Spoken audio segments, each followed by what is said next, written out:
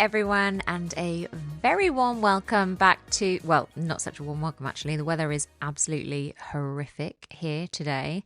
But nonetheless, I am very, very excited to be back chatting all things dog on this week's episode of the Walk and Talk straight into your ears, because to be perfectly honest with you, I have not been recording for a good few weeks now. I hustled hard in June and July to pre-record and get ahead of the schedule so that I could enjoy the summer with a reduced workload. And let me tell you, it has been such a fantastic summer. I'm thoroughly grateful to pre-summer me who made that decision and put in so many extra hours so that summer me could have the time of her bloody life this year.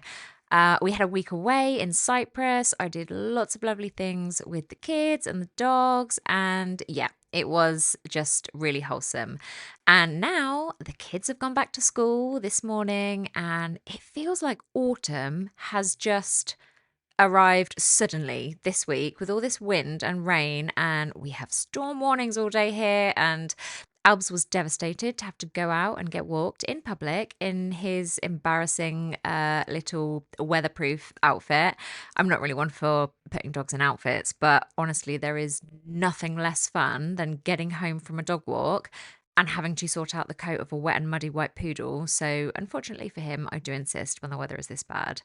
And it kind of got me thinking about the shift in seasons and whether there is a way that we as dog owners who, let's be honest, right, we're all a bit devastated about the days getting darker and colder and rainier, aren't we? So I'm here this week to talk about a way that we can actually shift this time on its head and use it to our advantage. Because for all its rain and gloom, there is one thing I do love about September, and it's that really like juicy, fresh start, new challenge feeling. I call it the back to school vibe. And I don't think you need to be an actual student or even live with children or students or whatever to be able to really embrace that mindset at this time of year. Because honestly, that back to school vibe is something that lives in all of us, doesn't it? It's that like sharpened pencils, fresh notebooks, clean stationery, totally clean slate kind of energy. And in dog training terms, I think it's the perfect time to lean in and say, okay, what do I want to work on with my dog this season? Because we could look at September and feel a bit down about the summer being over, couldn't we? Shorter days, soggier walks, much soggier walks, especially today, more mud, less beer gardens. On the face of it, what is left to love here, truly? But what if instead we saw it as a real chance to reset, a chance to dig into a bit of structure, a bit of rhythm, and to actually set ourselves and our dogs up for success? So I would love for us to commit to doing that today, here and now, together, both of us. I want you to imagine your dog as a student. Training is literally their education. Every time you work on a skill, you're helping them fill their little pencil case of life skills, right? Some dogs might be brilliant at maths, like problem solving or scent work, while maybe other dogs or other breeds are stronger in PE, like agility, running, chasing.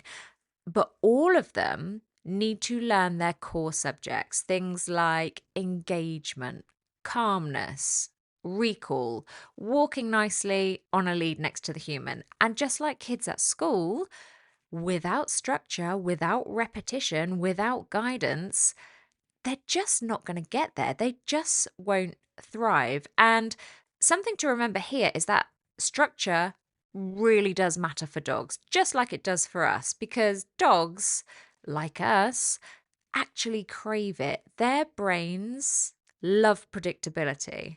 From a neuroscience perspective, predictability lowers stress because the nervous system doesn't have to stay on high alert. If your dog knows the rhythm of their day, like, you know, when the walk is going to happen, when training happens, what time do we get up, when do the meals come, they can just relax into that framework. And for humans, we know that the same is pretty much true, right?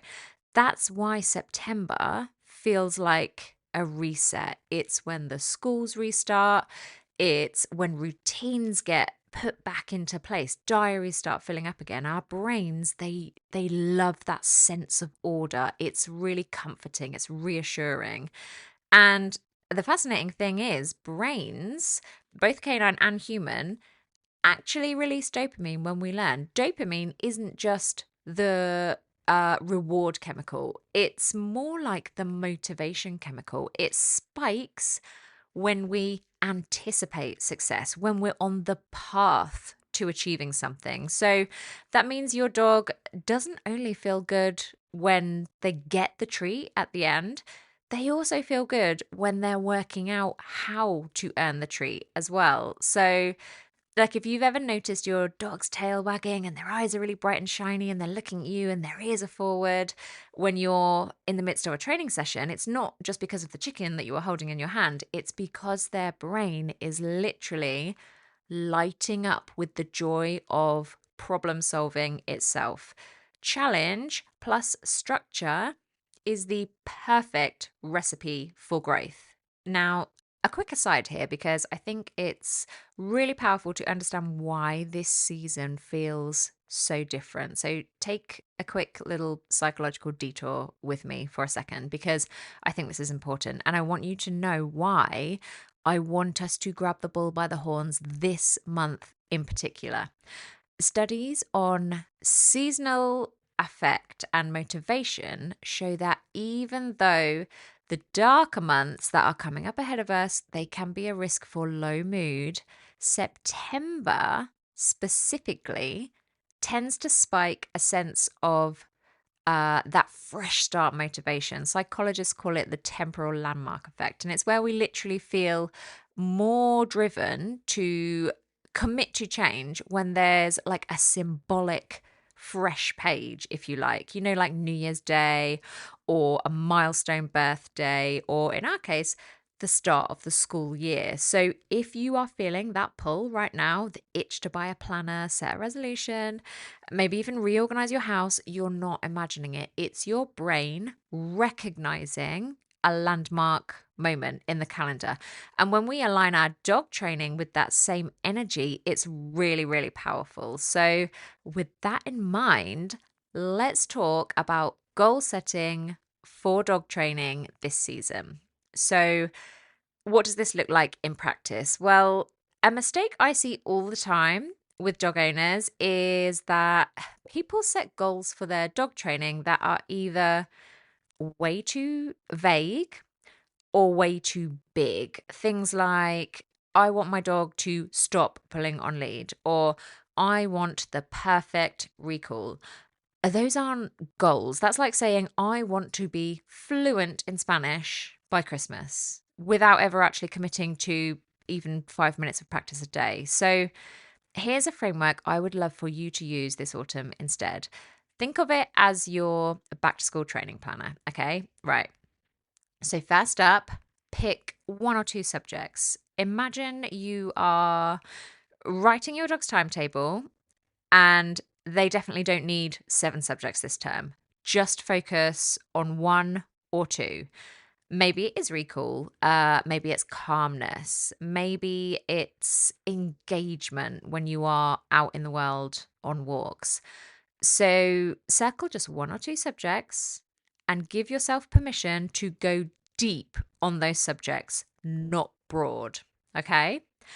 Next, you are going to set your lesson plan. So, dogs learn best in short, frequent bursts. Think of it as homework, right? 5 minutes a day will get you further than a whole hour once a week on a Saturday. I promise you.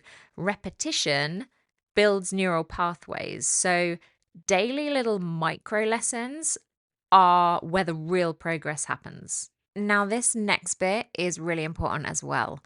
I want you to track your progress, but instead of measuring by levels of perfection, I want you to measure by consistency. So, for example, I want you to be able to say, I practiced recall games for 5 minutes on 4 of our walks this week. That's a success, even if your dog doesn't have a flawless recall yet.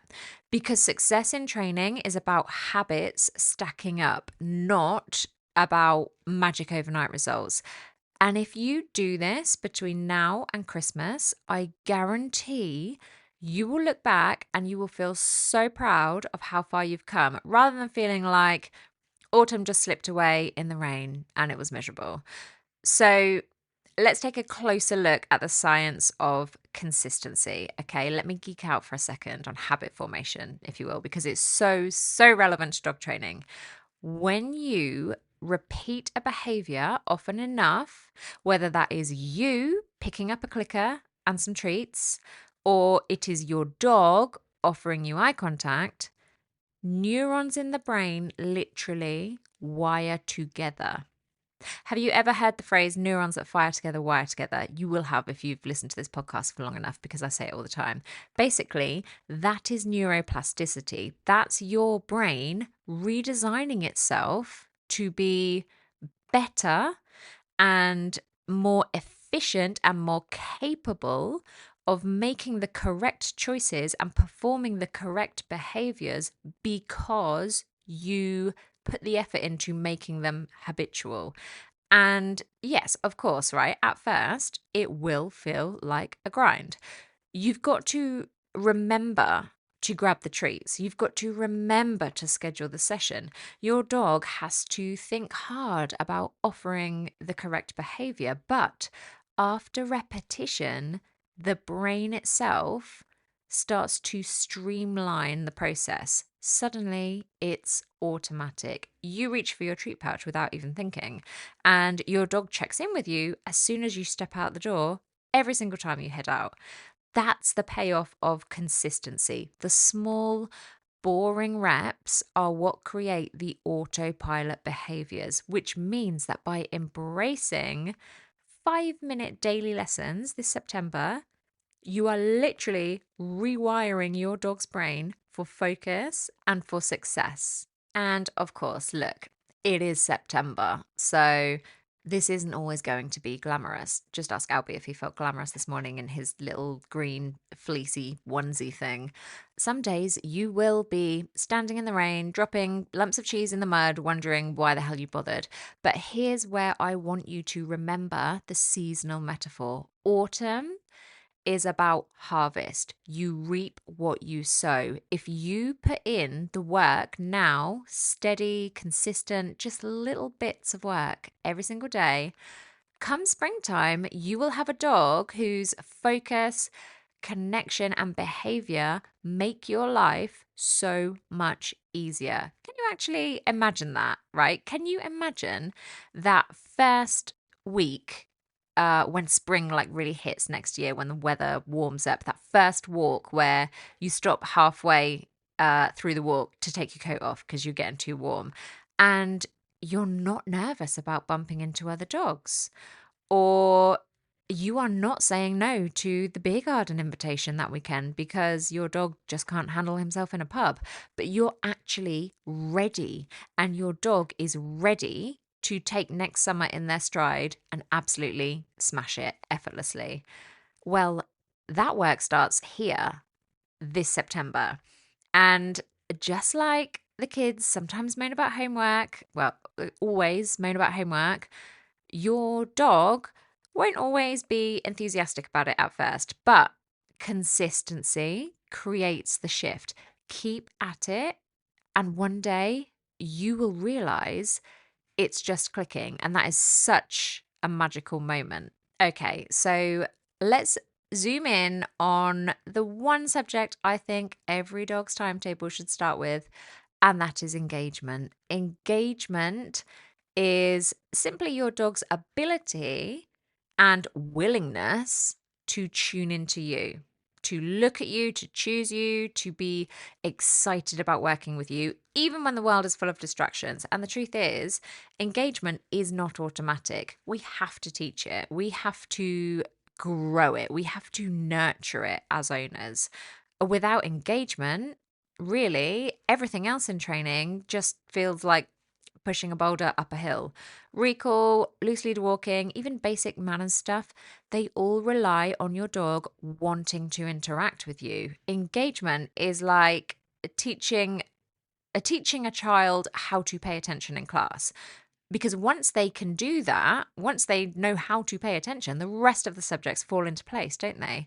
And the science behind this is basically attention is a finite resource, right? The brain filters what's most relevant in the environment. And if your dog is used to paying attention to squirrels or scents or passers-by or other dogs or whatever it is, then you don't make the cut because there isn't enough attention to go round. But engagement training rewires the filter. So you become the most salient, rewarding part of the environment. And that's when training becomes easy and enjoyable.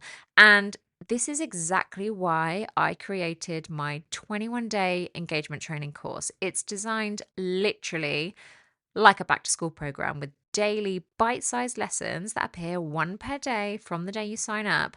So you're never overwhelmed and you know exactly how to layer one skill on top of the last to build engagement step by step.